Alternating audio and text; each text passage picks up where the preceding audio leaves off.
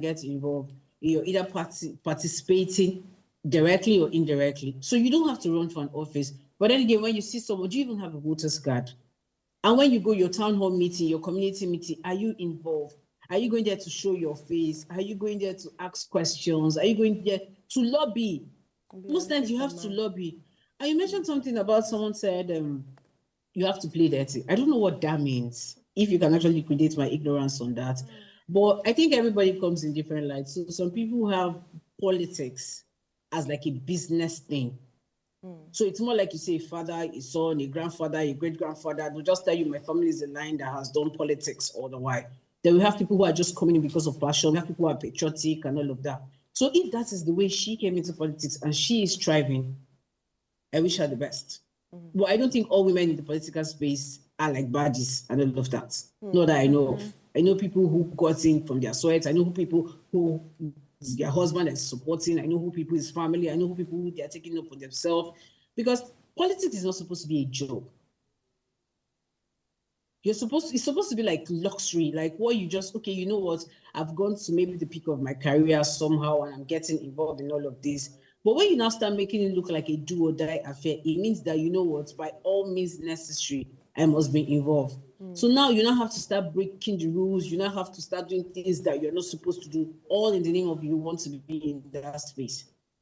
And some people who come in that way don't really last that long in it.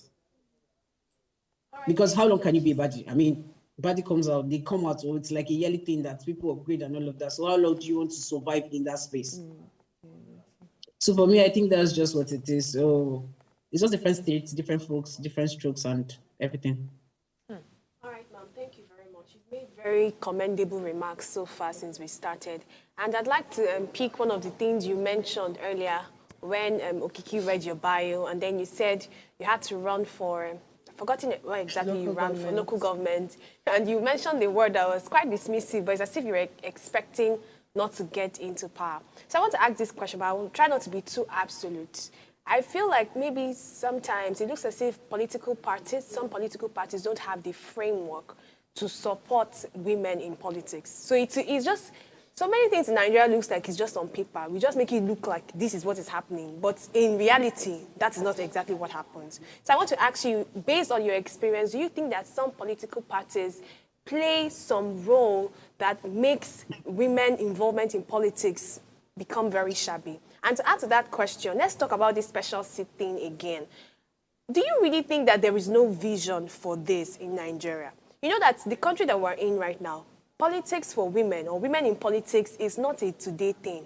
It has lingered for a very long time. And many times, based on other things that we've seen, to change things all of a sudden, it can be like you're just going around in circles and you will not see the impact. But if it looks like there's a temporary solution to it, or it looks like some people are not putting it in their mind, do you now think that there's actually a long-term vision for this special seat thing? Or should we totally just, be against it and just go for the ones we want? Or do you think there's a way we can manage, manipulate, and use it to now get the end? Do you understand what I mean? Okay, yes, I think I do. So let's start with the political party ensuring. I think they try to make it look like women should come out to run. But sometimes the modalities to run is not easy. You have cases whereby somebody might look like, oh, I'm supporting you. And in politics, a lot of criterias, So when you say, oh, the political party gives it, they make it plain to say, what, ensure that you have women running and all of that. And you also need to know that sometimes there are some men that pay some women to actually come to run. And at the end of the day, they step down for them. Interesting. So would you say women ran or did not run? So when you look at the book, you say, oh, we have like 4 women who ran out of like 4 6 men and all of that. But at the end of the day, these women will just tilt out. So when you want to ask, did they run? Yes.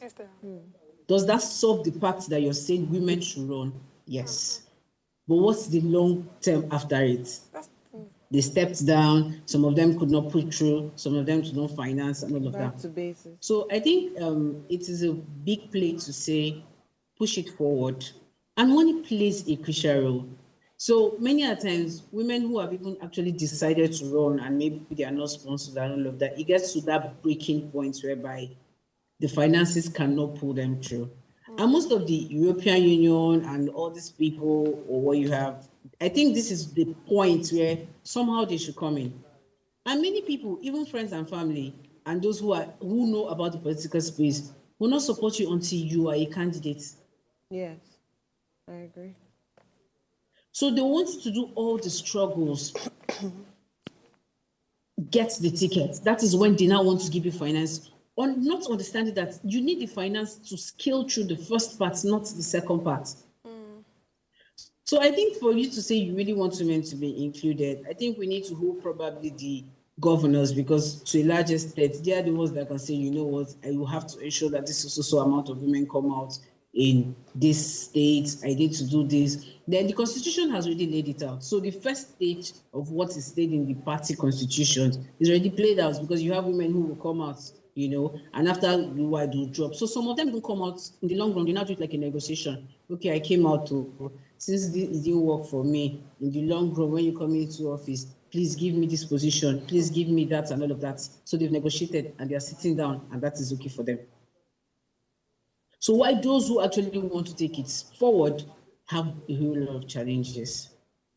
So that is one side. So I think the parties still need to work harder. The governor and whoever it is in those various states need to come like a collaboration to ensure that, you know what, no matter what it is, best interest at heart, let's have more women included. I think that should be like a solution. Then for the special seat thing, the best way to cut across it is, I think, still holding the governors responsible.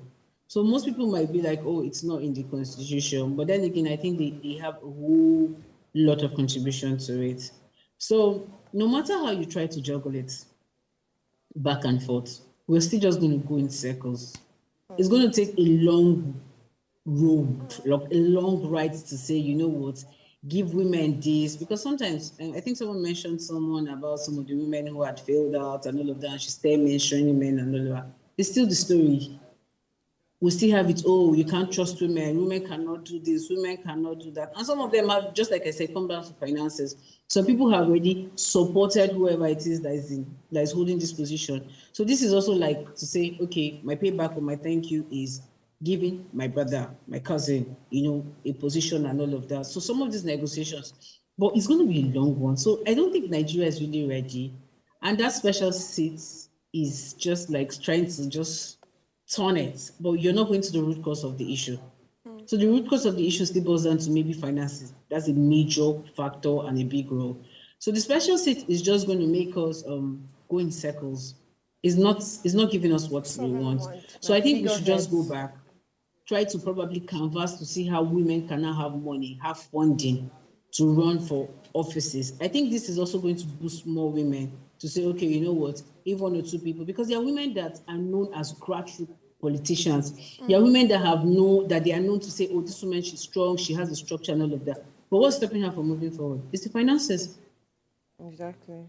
So I think that's just like the basic thing right now. So, but that special thing, I don't think it works out. It's just going to keep us in a point for a long time. And you know how this thing works. Okay, I don't know if you've been in political space. They'll just be like, oh, we've given you guys special seat now. What do you want? So it might take another 20 years before they even have like another bill or another constitutional review for that. So I think we should try to address the root cause of it, or probably have a funding like a back to say, you know what, we are allocating maybe 20 million, 50 million to ensure that women run for these offices, not just giving them special seat. Thank you very much, Martha. I want you to sort of talk about, you have spoken about everything in general, but I want you to bring it back to now your personal experience running for office. I know that this is not the first time you're running for office. At some point you ran for the House of Representatives, if I'm correct, and later you ran for a local government chairmanship. What was your personal experience? What manifesto did you share with them, and what just happened? I just want to know what happened. And I want to add to that, what motivated you to pursue a career in politics, even when you have seen the trajectory so far and that it's not very profitable or it doesn't even amount to what you would have imagined? What's that motivation? Should we learn something from that? Okay, so my motivation is I have a job, I have a paid job. So it is not just doing politics probably as a career or something. I just like I think we are not very patriotic in Nigeria compared to other advanced country, right? And I think we have to contribute our quota, and people need a voice, to say, okay, you know what, you're doing this. And for me, I have like a manifest to just be a voice for the voiceless, and I think I have so much I can actually contribute from my experience. So we have the north, the south. I grew up in northern Nigeria. I speak Hausa.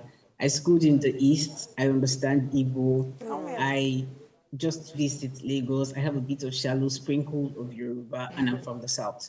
So I've been to like the four corners of Nigeria, and trying to contribute to my people making key decisions and all of that. I think is something that I can say, okay, you guys, you know what, this is what is happening here and all of that. So it was more like trying to, the way maybe a mother says, yeah, my child, go and learn because I did not, or I was not able to do it. So whatever you go out and you see, so maybe you're used to just steaming meat and putting just maybe a piece of Maggi and pepper.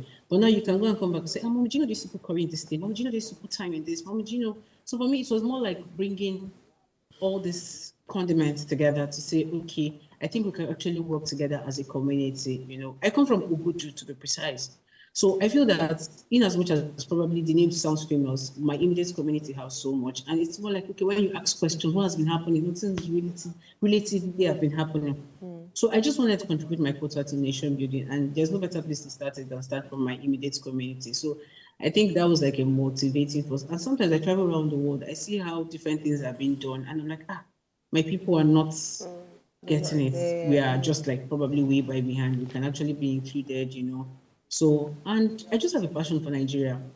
So it wasn't just like a human coming into office thing. It was just the passion. I was just being patriotic. I'm like, okay, you know what? We can do this. We can do this. And before it was happening, so because of the contributions I started making, so it was more like, come and do this for us. So we don't have people to do this. So we don't have this, and all of that. So everything's still brought down to your table. And you cannot change a game from outside, or you cannot shave a man's hair in his absence. So if you really need to be on the seat where you make some of these decisions, or when they have to make decisions containing you, you have to be there. So it was more like, okay, you know what, this is just it. I have to be there when they make some of these decisions, because it gets to a point where you can actually ask for favors and say, oh, please, can you people help my community get this, get this? But when you're there, it's a bit easier, it's closer. So I think that's just it. But my experience so far has been an experience. That's the word. It has been an experience. It is, I won't use the word challenging, because I think men too go through the same fate, but in different. So it might just be what I'm experiencing. There might be a man experiencing it at the same time. But I think so far there is relative very little support for women in politics and governance. Very little support, Thank you, and Martha. even Thank from you, Martha, families. so much. I hope you So can hear because me. I ran for an office that might. Hello? Can you hear me? Yes, thank you very much. We would not be able to continue. Thank you very, very much. I think we will all come into your DM so that we can learn more from you. Thank you. Right, And that's to fine. our Thank you so viewers, much thank you having for me. joining us and listening to this important discussion. Please still do ensure to subscribe to our YouTube channel. Bye for now.